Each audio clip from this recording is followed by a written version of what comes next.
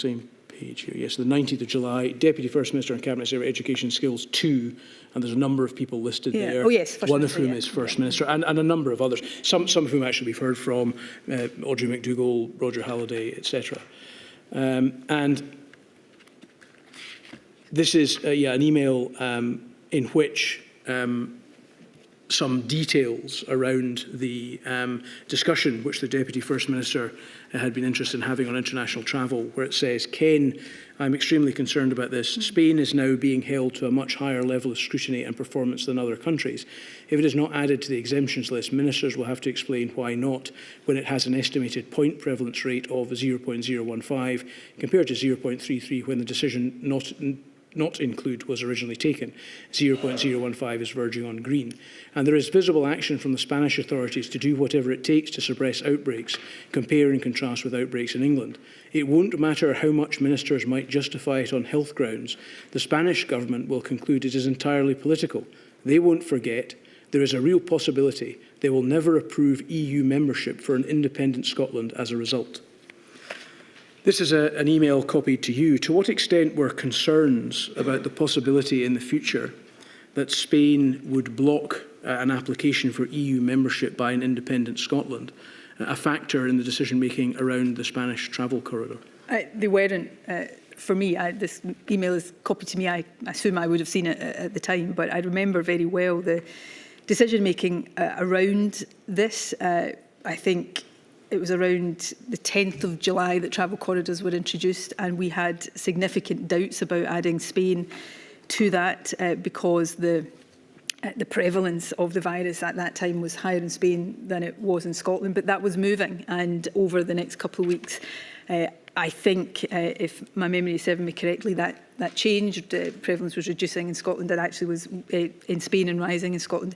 These are decisions that were taken for public health reasons. They were, difficult decisions. They were often very finely balanced decisions, and if that concern had been the one driving the decisions, then presumably a great criticism, not least from our own airport sector at the time, we wouldn't have kept Spain off the travel corridors in the first place. Why is it, though, that there is discussion, if matters are being addressed solely on public health grounds, about the possibility that the Spanish government may conclude that there is a political aspect to things that they will not forget, and that they may vote subsequently against EU membership for an independent Scotland? Why is that even part of the discussion? It wasn't part of my consideration. I certainly, to the best of my knowledge, didn't have any discussion of that nature. I didn't write that email. I can't speak for other people as to why that was written in that way. What I can tell the inquiry, sitting here today answering questions, is that's not the basis on which the discussion took, not the way in which the decision was taken. These were finely balanced decisions on public health grounds that often, in fact not often, always, clinical advisors would be inputting their own opinions to as well.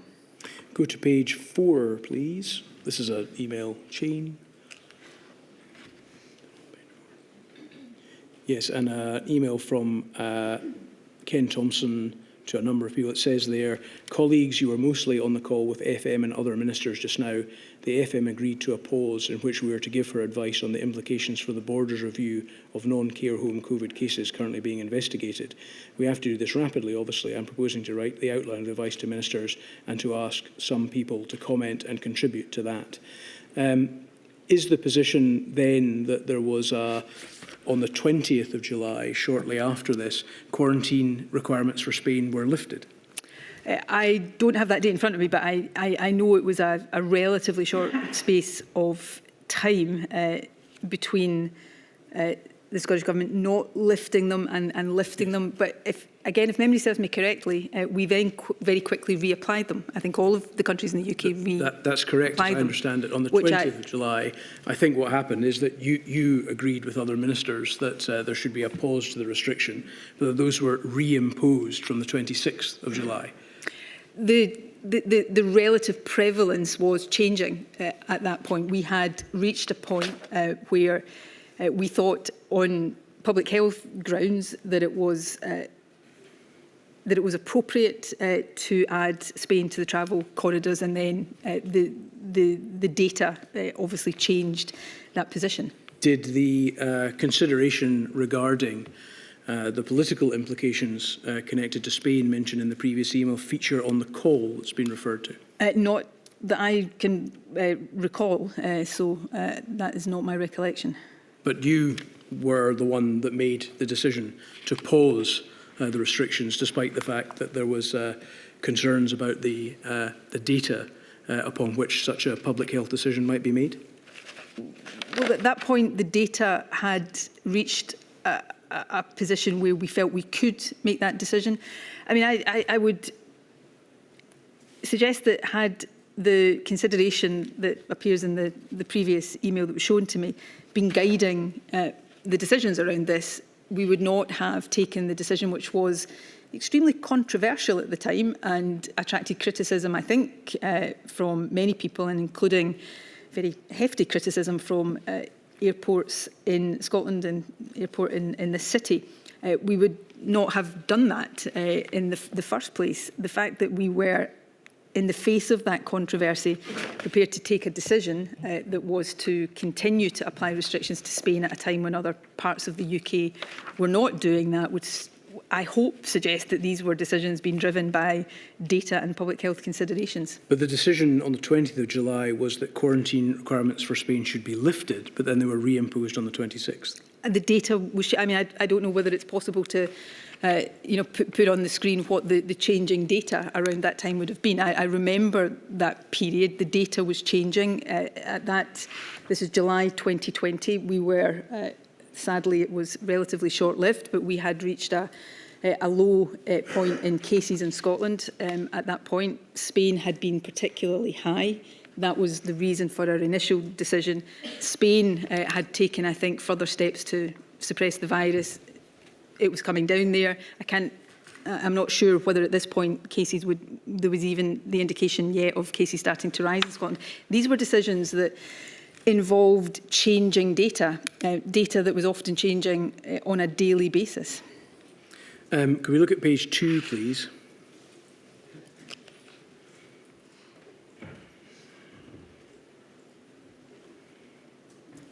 And in this regard, again, Dr. Smith says that he asked for a view on the robustness of this data for Spain. There's been a remarkable change in the point prevalence from the set considered previously. It's difficult to reconcile with the public facing evidence of multiple large outbreaks in different areas of the country. And he asks whether can anyone offer an assessment of this. Now, the evidence, therefore, on a public health basis would tend to suggest that there had been multiple large outbreaks, which would not be consistent with the decision taken the next day to lift the quarantine. Is that correct? No, actually, with respect, I read that differently to that. What I think Dr. Smith is saying here, although he would have to tell you what he meant, is that while we were seeing evidence of multiple large outbreaks in different areas of Spain, and that was what had driven our concern about having restrictions on Spain lifted, the point prevalence data was actually showing something different. It was showing a change that was suggesting that cases were coming down at that point. And not just my reading of this, my recollection of the discussions at the time is that what that is saying is that notwithstanding these very high profile outbreaks, the overall data for Spain shows that the risk is reducing, which was what was driving our decision around the 20th of July to lift restrictions before that data, I think, started to go in the wrong direction in Spain again. So despite concerns about the robustness of the data in the face of evidence of multiple large outbreaks, you did open up the travel corridor to Spain, albeit only for a short period? With respect, I do think the interpretation of this that's been put to me is not what this is saying. And I remember some of the discussions at the time is that the data, the point prevalence data, was no longer backing up the ongoing restrictions, that despite there appearing to be outbreaks, they were outbreaks in particular parts of the country, and the overall point prevalence data was showing that the risk from the virus in Spain was reducing. And actually, I do consider that this and the discussions that lay behind this were actually what was driving, not that this was contrary to the decision we took at that point, but that was part of what was driving that decision at that point. But surely it doesn't make a lot of sense if there are issues about the robustness of the data to change the position. And in any event, we know that you had to change it back a few days later.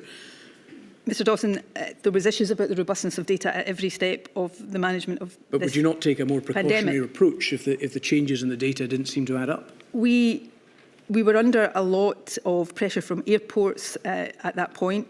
We were under a lot of criticism for being an outlier at that point. I think we were at that point an outlier, and the data, the point prevalence data, was showing that we were no longer able to justify the position we were taking of more onerous restrictions on Spain, and that was the position. The data was particularly around comparisons between different countries. It was changing all the time. It was necessary to assess not just the overall data, but what lay behind that data. If it's what's being put to me here is that this was a politically driven decision, certainly on my part, it was absolutely not. And I come back to this: decisions that were taken by my government in this period. I hope many of them were right.